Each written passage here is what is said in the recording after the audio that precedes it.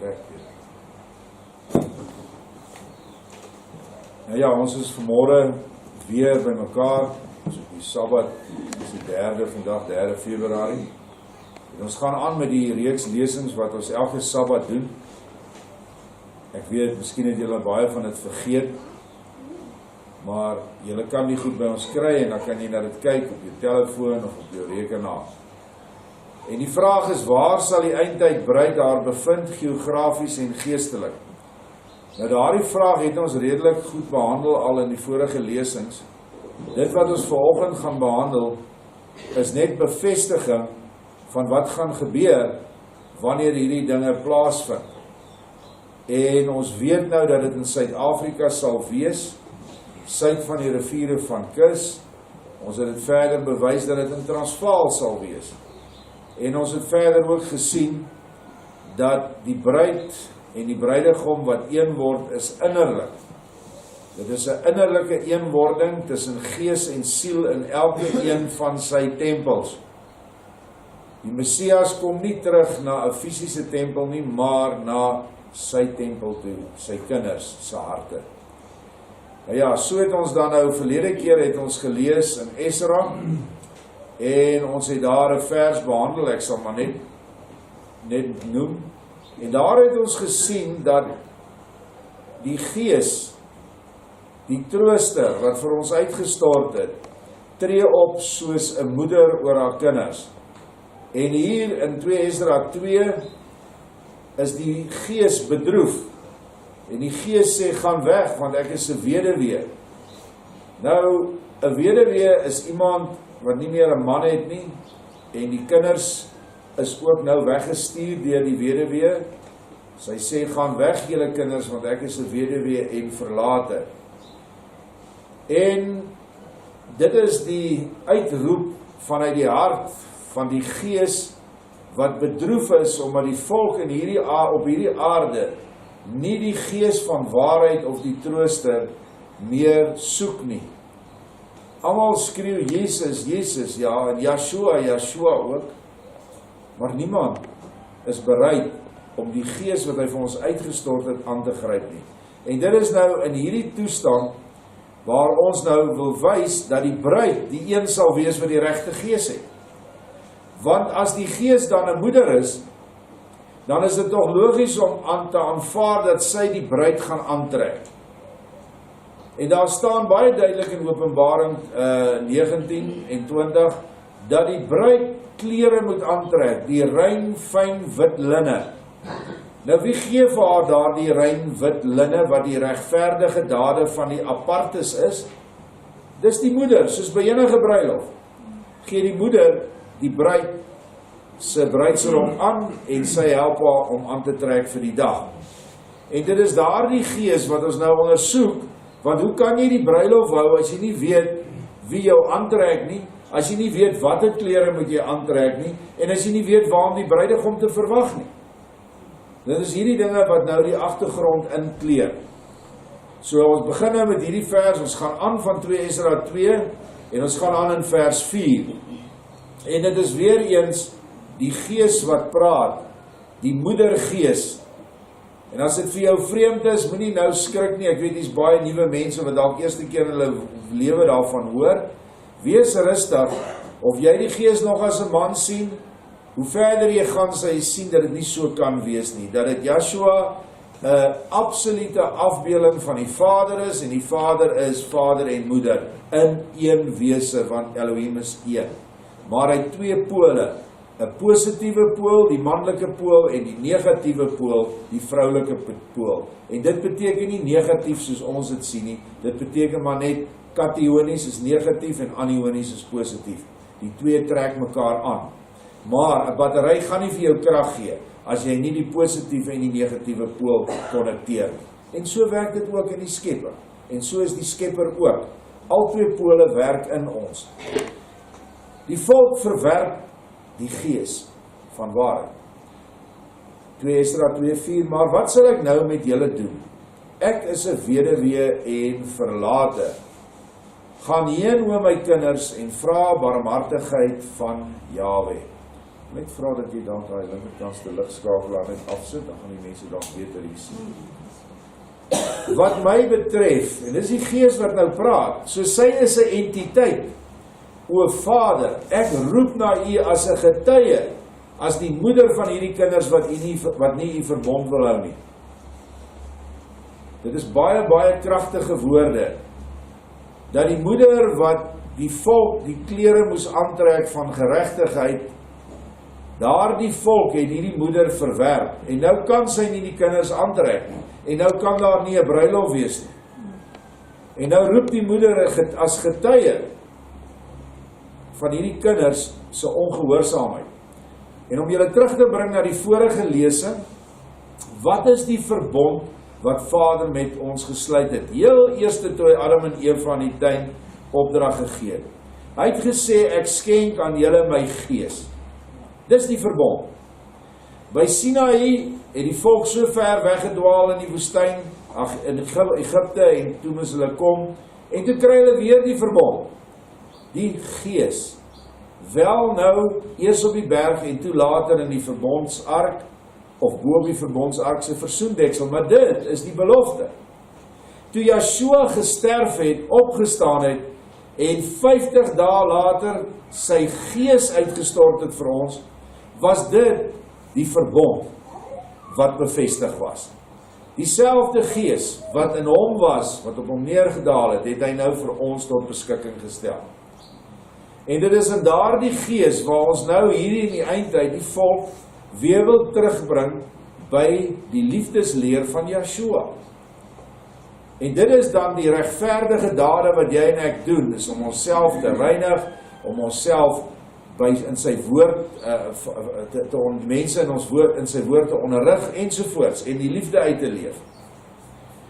Nou dis die toestand van die volk nou, ons gaan verder, vers 6, dat u hulle, dis die volk, in skande sal bring, omdat hulle hul moeder verag het, sodat daar geen saadlyn vir hulle sal wees nie. Laat hulle tussen die nasies verstrooi word, laat hulle name van die Adama verwyder word, want hulle het u verbond verbreek. As jy die twee verse saamlees, kan jy nie anders te sien as dat die verbond is die gees nie, en die moeder is die gees nie. Dit is absoluut hoe dit hier duidelik na vore kom. Net so ietsie vir die nuwe mense, die boek 2 Esra, kom nie in jou Bybel voor nie, juis oor hierdie goed. Want die manlike priesterordes van die Roomse kerk en die protestantse kerk het nie gehou van hierdie woorde nie.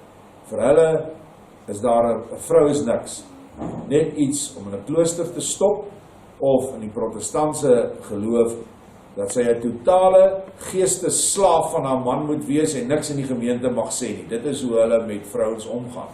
Terwyl vrouens, 'n volk kan nie bestaan sonder vrouens nie. En 'n volk kan ook nie bestaan sonder vroue onderrig nie. Vrouens onderrig die kinders, aanvanklik. En dit is die fundament van 'n volk. En daarom is die gees ook baie meer geneig om te manifesteer in die vrouens, want die gees se naam is waarheid en liefde. Ons mans is nie altyd so vol liefde soos wat ons moet wees nie. Hierdie saadlyn het nou heeltemal nie eintlik te doen met die fisiese saadlyn nie, alhoewel ook in 'n mate, maar dis nie waaroor dit nou gaan nie.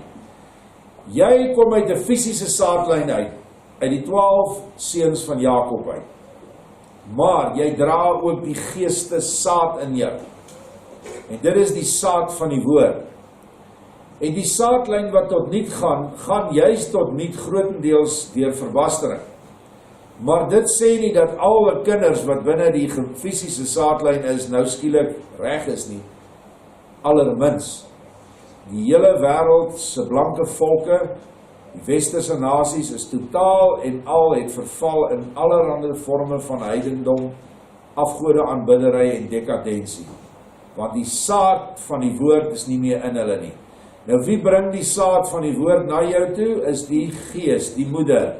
En daardie gees aktiveer jou siel tot aksie en nou verbind jy met die gees in jouself. Hier is die aanklag, hulle die verbond verbreek. Hulle het die gees van apartheid verwerp. Nie die Heilige Gees nie, asseblief, ek het genoeg gepraat oor wat die naam is in Hebreëus, die gees van apartheid. Nou roep die moedergees nog steeds in 2 Esra 2 vers 15, Moeder, omhels u kinders en maak hulle groot met blydskap, soos 'n duif. Vestig hulle voete stewig soos 'n pilaar, want ek het u verkies, spreek Jahwe. En die dooies sal ek weer opwek uit hulle plekke, vers 16, en hulle uit hulle grafte bring, want ek het my naam aan Israel bekend gemaak. Vir die nuwe mense, die naam is nie Here of Here nie, die naam is Jahwe. Ek is wat ek is.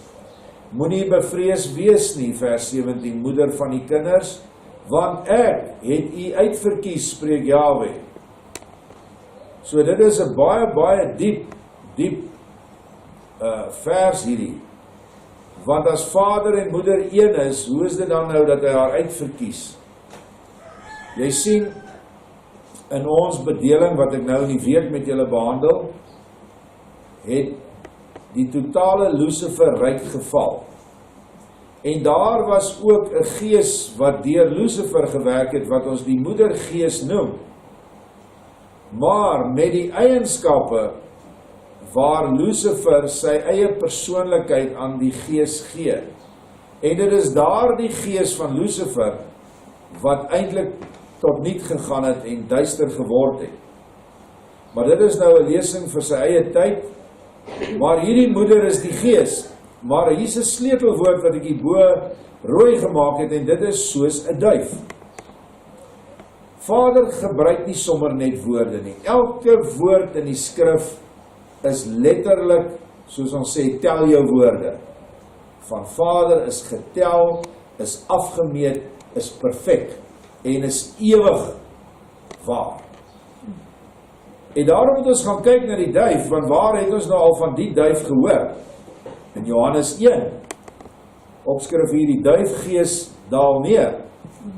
En Johanan of Johannes het getuig en gesê, dit is nou by die Jordaanrivier, ek het die gees soos 'n duif uit die hemele sien neerdaal, en sy, die gees, het op hom, Yeshua, gebly. En ek het hom nie geken nie, maar hy wat my gestuur het om in water te doop of te was, hy het aan my gesê, op wie jy die gees sien neerdaal en op hom bly, dit is hy wat met die gees van die apartheid doop of was. Nou wie het dit vir Johannes gesê? Die Bybel is nie duidelik daaroor nie, maar ek glo dit was 'n engel, en ek glo baie moontlik was dit die engel Gabriël, wat ook aan Yeshua se ouers verskyn het, en wat ook aan Elisabeth verskyn het, dieselfde gees wat, of engelgees, wat heeltyd met hulle was. So nou sien ons, dat die duif is direk hier gekoppel met 'n gees wat neerdaal, en hy noem die gees van die apartheid. Dit staan so in die Grieks. Gees, Hagios, dink ek is die Grieks. In Hebreëus, waar ons ook 'n Hebreëse vertaling van die Nuwe Testament is, dit presies wat daar staan. Dit is hoekom die skrif vertaal moes word.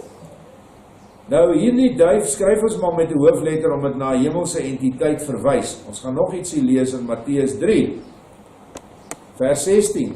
En nadat hy Yeshua gedoop het, is Johannes die doper, het hy dadelik uit die water opgeklim, en met eens gaan die hemele vir hom, dis vir Yeshua oop.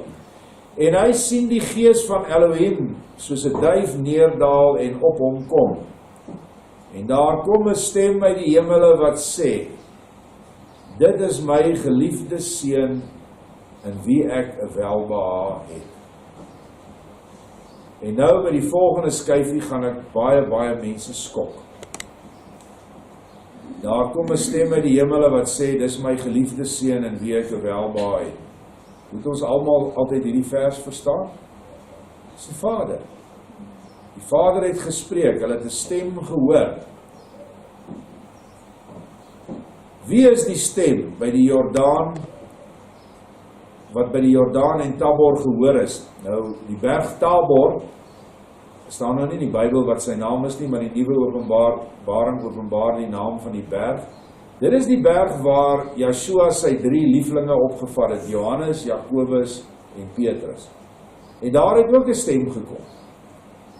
En dieselfde stem wat ons hier sien, en daar kom 'n stem uit die hemel wat sê, dis my geliefde seun in wie ek welbehaag het, is wat die stem gesê het, toe Yeshua gedoop is, maar by die berg het die stem net ietsie anders gesê, en gesê, dis my geliefde seun, luister na hom, vir die 3 wat op die berg was. Maar kyk wat sê Johannes 5 vers 37, en die Vader wat my gestuur het, dis Yeshua wat praat, hy het van my getuig, julle het nog nooit sy stem gehoor of sy gedaante gesien. Nou dan, hoe werk dit nou? Is Yeshua besig om te lieg? Nee, hy kan nie. Hy kan nooit 'n leuen, 'n greintjie onwaarheid spreek nie. Nou wie anders kan sê, dit is my seun? Daar sit byers. Ek kan sê, dit is my seun, en Erna kan sê, dit is my seun. My stem het julle nog nooit gehoor nie, die Vader sê nou, die manlike stem is nooit gehoor nie, so wie anders se stem is gehoor? Nou ek weet, dit is vir jou baie moeilik, as jy nou eers nie in hierdie goed is, maar skrif moet skrif verklaar, en skrif moet altyd korrek wees. So, wat ons daaruit kan aflei, dat dit 'n vroulike stem was wat gehoor is. Nie almal het die stem gehoor nie, net die wat absoluut binne in daardie gees was, het dit gehoor. Op 'n ander plek in die Nuwe Openbaring sê, meeste van hulle wat daar was by die doop het 'n donderslag gehoor. Dis al wat hulle kon hoor, maar die ander het hierdie stem gehoor praat, 'n sagte, wonderbaarlike vroue stem. Nou ja, ek sal seker moet gekruisig word hieroor, maar die skrif sê, ons het nog nooit sy stem gehoor nie. Nou wat van die ouens by die Jordaan, en wat van die ouens by die berg Tabor?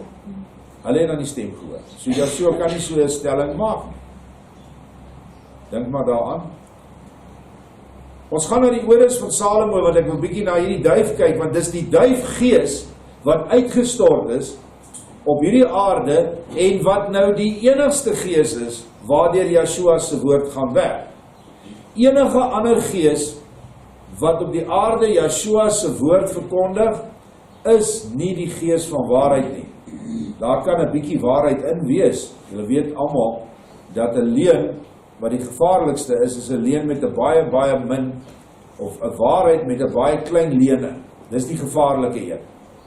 Is vir 'n mens baie gevaarlik as 'n groot leuen, want almal sien 'n groot leuen. Daar agter is nog stoele daar. Soos Ode 24:1, die duif het afgevlieg op die hoof van ons meester, ons gesalfde, want hy was haar hoof, en sy het oor hom gesing, en haar stem is gehoor. Hoekom is Salomo se boek, die odes en die wysheid uitgehaal uit die Bybel uit? Die Spreuke was reg, Hooglied was reg, Prediker was reg, maar odes is nie reg nie. En die ander een is die wysheid van Salomo. Sien julle, as ons hierdie boeke gehad het van die begin af, hoe makliker dit sou gewees het om die Messias te herken wanneer hy kom. Hier staan dat die duif het afgevlieg. Ons het nou net 2 plekke in die skrif, Matteus en Johannes, gesien, daar het die duif op hom neergedaal. Op sy kop sê Johannes die Doper. En hy, Yeshua, was die duif se hoof. Is dit nog reg as die duif die gees is? Ja, want die manlike is altyd die hoof van die gees. Die gees is die vroulike. En soos wat manlik en vroulik een is die vroulik onder die manlik. Altyd. In die hemele, ook op aarde. En haar stem is gehoor. So wat ek nou net vir jou vertel het, is glad nie so ver gesog nie, want Salomo sê dit. Eintlik bevestig Salomo dit. Haar stem is gehoor en nie die Vader se stem nie. Soos die vlerke van 'n duif, vers 28, oor haar kleintjies en die bekke van die kleintjies gerig is na hulle moeder se bekke, so ook is die vleuels van die gees oor my siel. Wonderlik, né? Almal het al 'n duif gesien wat haar kleintjies kos gee. Staan nie ou duifies daar in die nes, maar die bekkies is net so groot. En dit is wie die gees is. Sy is die duifmoeder wat die klein duifies voer. die klein geeste, want as die duif 'n gees is, dan is ons gees binne in ons 'n klein duifie. En ons kry die kos wat die ma vermeng in haar mond en vir die duifies insit. Amper soos melk, selfe vergelyking. Dan, ek dink dis oor 25 vers 2, my siel is verheug en spring op van vreugde, soos die kindjie wat in sy moeder se baarmoeder opspring. Maar net weer eens, die vergelyking van die moeder, die baarmoeder ensovoorts. Dit is alles te doen met die gees. Woorde van Salomo 8 vers 16 bevestig dit net vir ons. Ek het hulle liggaamsdele geformeer, dis die gees wat hier praat, die duif. En my borste het ek vir hulle voorberei, sodat hulle my melk van apartheid mag drink en daardeur mag lewe. Hier weer eens is die vergelyking nou nie met 'n duif en so seer nie, maar met 'n mens. Ek het vir hulle my borste gegee en voorberei, sodat hulle my melk van apartheid mag drink. Die ander vertalings hier sê my heilige melk, maar die woord holy gebruik ons nie meer nie, ons gebruik die Afrikaanse Kodesh. En Kodesh het net een betekenis, apartheid. Afgesonderde gees. Eenkant gestel en gewy vir Vader alleen. En daarom as jy nie die melk van apartheid wil drink nie, as jy nie die apartheidsleringe in die Bybel verstaan en toepas nie, as jy 'n springbok met 'n rooibok wil kruis, en as jy die waarheid wil kruis met 'n leuen, en aan dit glo, wat die kerke almal doen, want net die feit dat 'n kerk bestaan, sê al klaar vir jou dis 'n leuen, net die feit dat daar 'n ou is wat homself met 'n titel noem binne in hierdie leunplek, sê vir jou dis 'n leunleraar, want Joshua sê julle mag julle nie rabbi noem nie. Hy sê ek woon nie in tempels wat met stene en klip gebou is nie. Ek woon in die harte van my volk. So waar is die gees van die apartheid?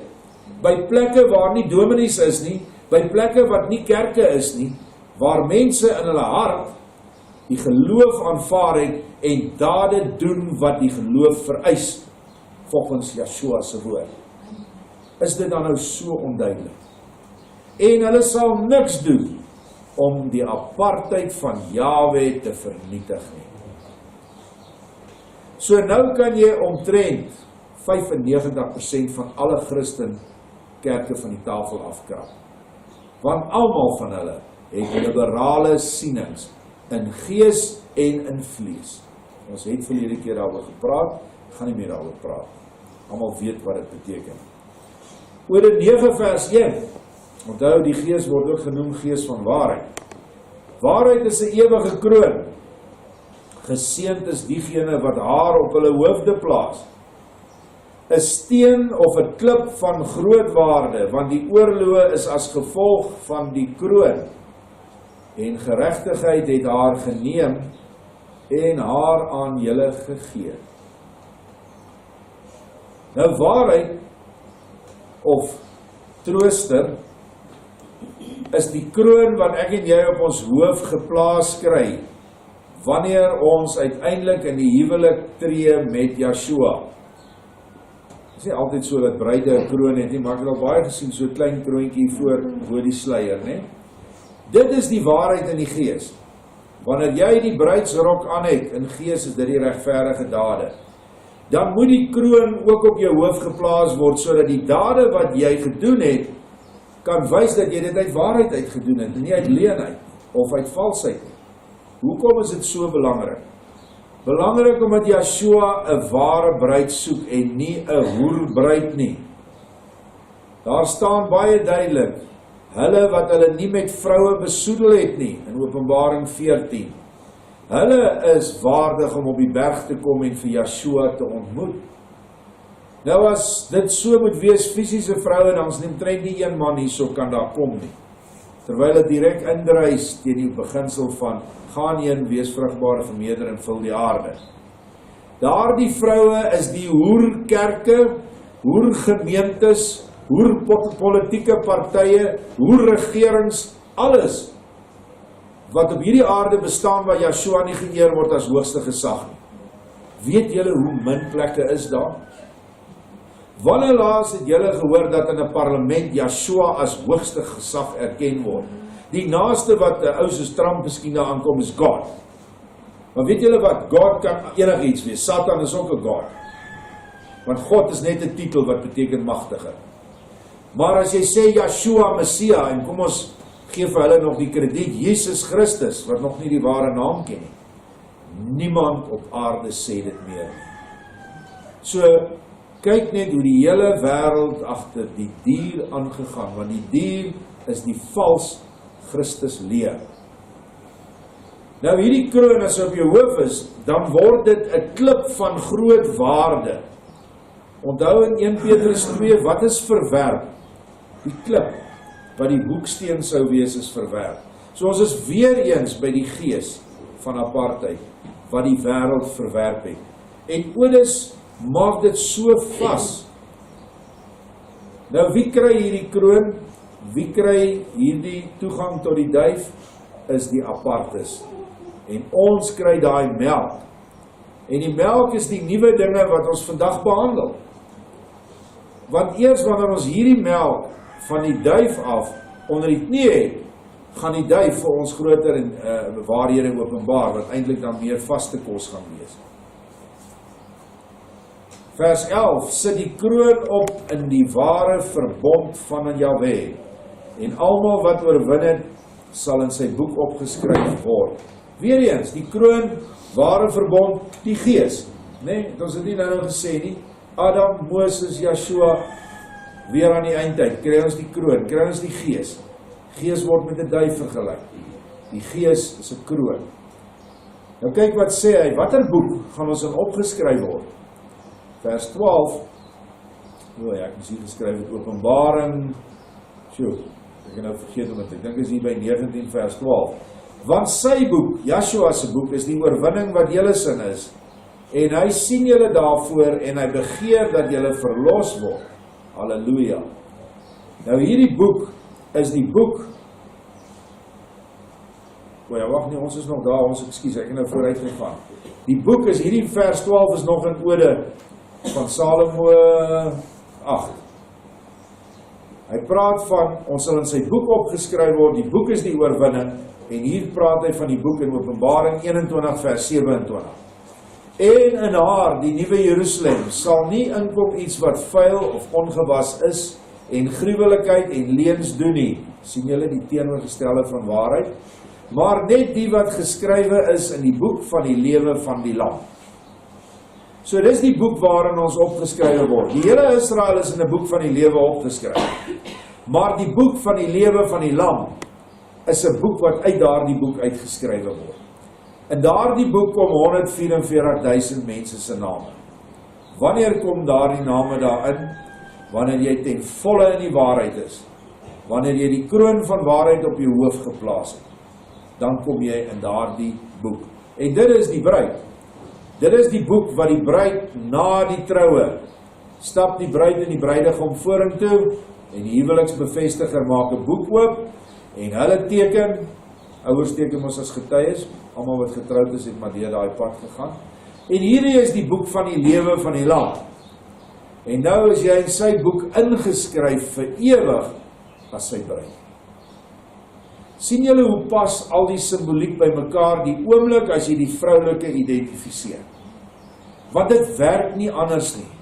Ek het al soveel verklarings van hierdie goed gehoor, dat ouens sê, die volk is dit, en die bruid, die pa is dood, en die seun moes kom, en dis verstoot, en nou is dit 'n weduwee, en nou kan jy nie meer met haar trou nie. Daar's soveel stories, jy raak nader aan so die mekaar.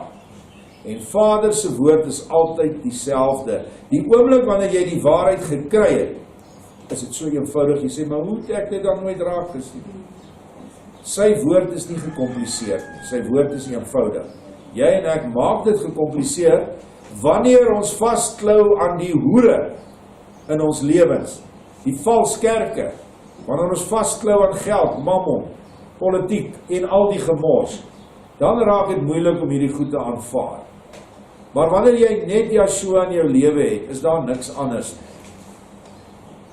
Nou ja, ons is weer terug by 2 Esra 2, ons het nou so lang draai geloop van die duif af, sodat jy nou presies weet wie praat hier. 2 Esra 2 praat die duif, die gees, die kroon, die een wat vir ons uitgestort is, die een wat jou en my in die boek van die lewe sal bring van die lam. Vers 24, wees stil en wag, o my volk, want julle rus sal kom. Wat 'n rus? Die 1000-jarige vrede rus. Voed die kinders op, o goeie oppaster, vroulik. Versterk hulle voete. Wees vrolik, o moeder met die kinders, want ek sal julle verlos, sê Jahwe. Wees vrolik, vroue gees, met die siele wat jy voed soos 'n duif, haar kleintjies voed. Wees vrolik, want is ons nie nou in die eindtyd, Yeshua vir ons sê, wees vrolik, wat oor hierdie wêreld kom, gaan julle nie raak nie. Wees gereed vir die beloning van die koninkryk, want die ewige lig sal vir altyd op julle skyn. Die ewige lig is Yeshua se gees. Ontvang die gawe wat aan julle gegee word en verheug julle, gee dank aan hom wat julle na die hemelse koninkryk geroep het. Staan op en kyk die getal van hulle wat verseël is vir die feesmaal van Jahwe. Die wat oorgegaan het, vers 39, uit die skaduwee van die wêreld, wat suurlike klere van Jahwe ontvang het. Nou ja, julle behoort nou die simboliek te verstaan. Wat is die getal wat verseël is? Openbaring 20 sê dit, 144.000. Openbaring 7 sê dit. Ekskuus, Openbaring 20 sê dit nie, so Openbaring 7 wat dit sê. 12.000 uit elke stam van Esra. Die feesmaal is die bruiloft. Dis mos 'n feesmaaltyd. OK? Wat het gebeur met die mense wat nou hierdie feesmaal ontvang? Hulle het oorgegaan uit die skaduwee van die wêreld. Hulle het oorgegaan van hierdie vleisliggame wat ek en jy nou, wat ons so beswaar op hierdie aarde, en wat so vol is van die sonde en die versoekinge van Satan. Ons het oorgegaan, want hierdie liggaam word beskou as 'n skaduwee. En ons het suurlike klere ontvang. Wat se suurlike klere?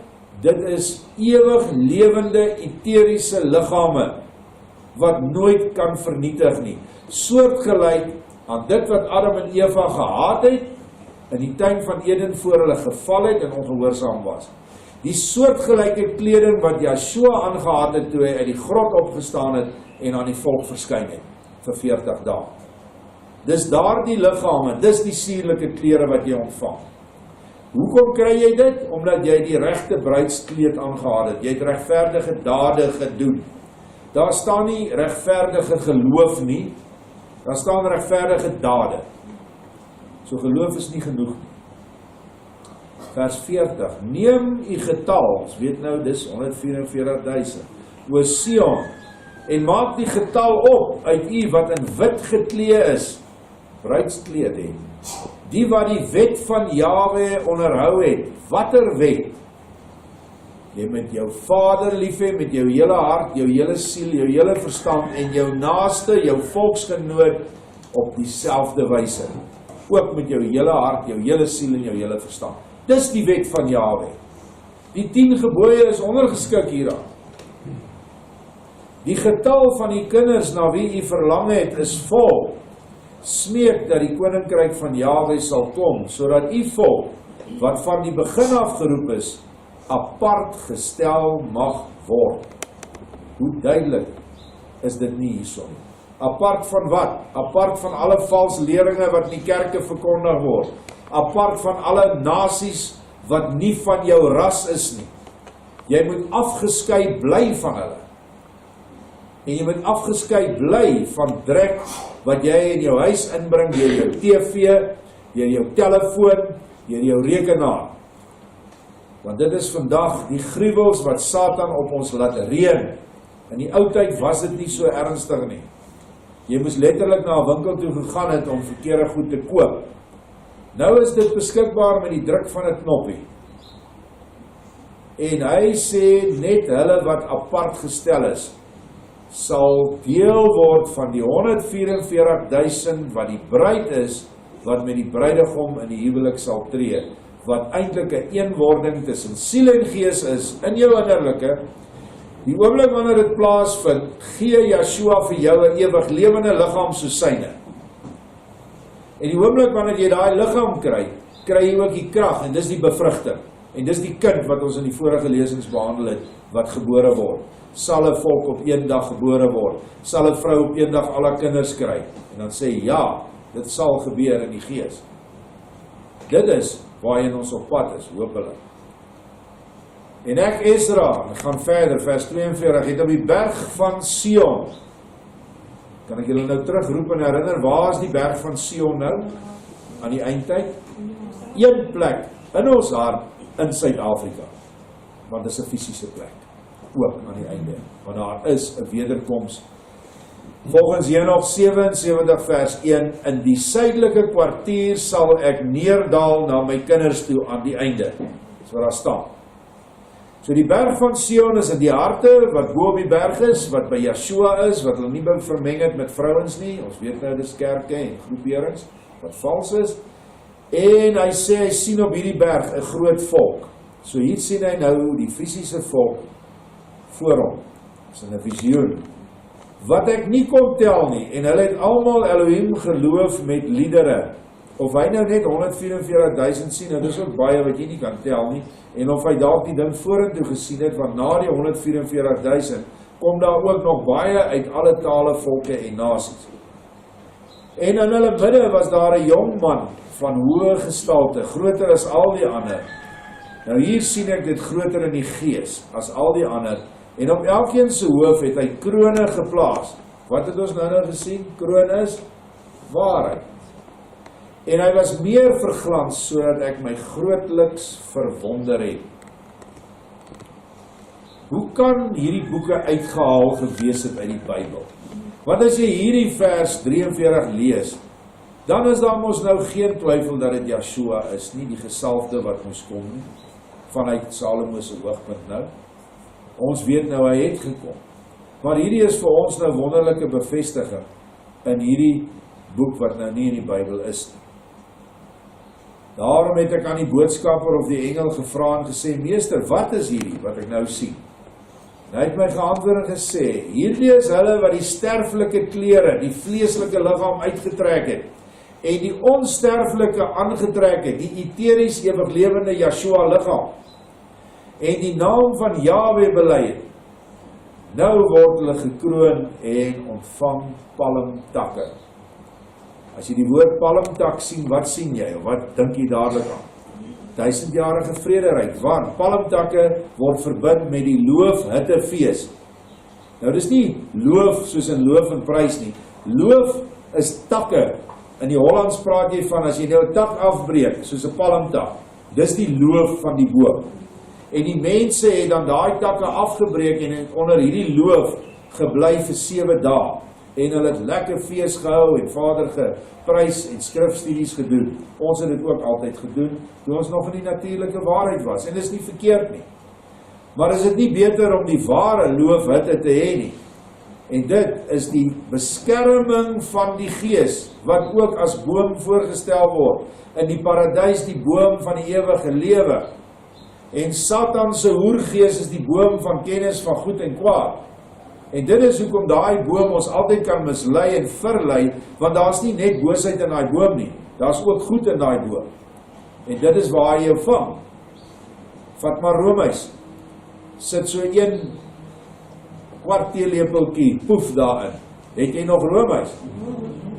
Maar as jy 'n emmer poef vat en jy sit 'n kwart teelepel roomys in, dan jy maar nog steeds dit wat jy gehad het, nee.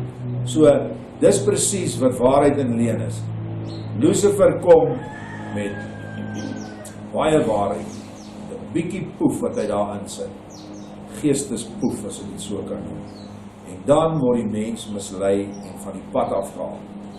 Hoekom word mense so weggelei van die pad af, is omdat hulle nie vra vir waarheid nie.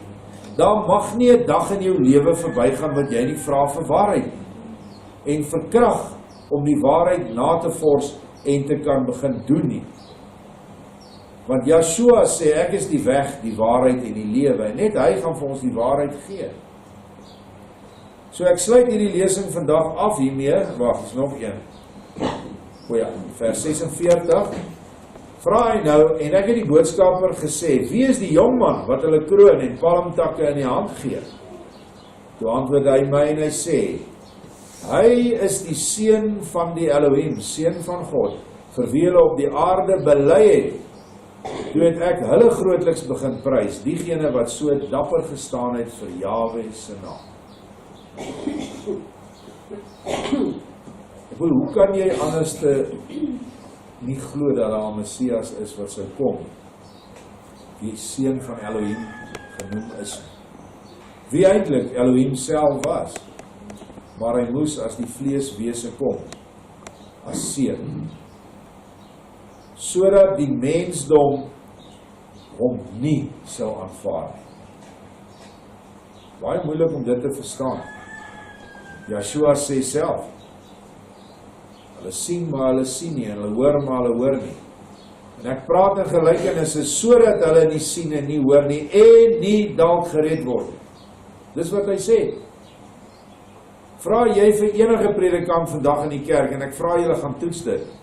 Vra van hoe met Jesus in gelykenisse gespreek. Dan sê hulle almal, sodat die mense beter kon verstaan.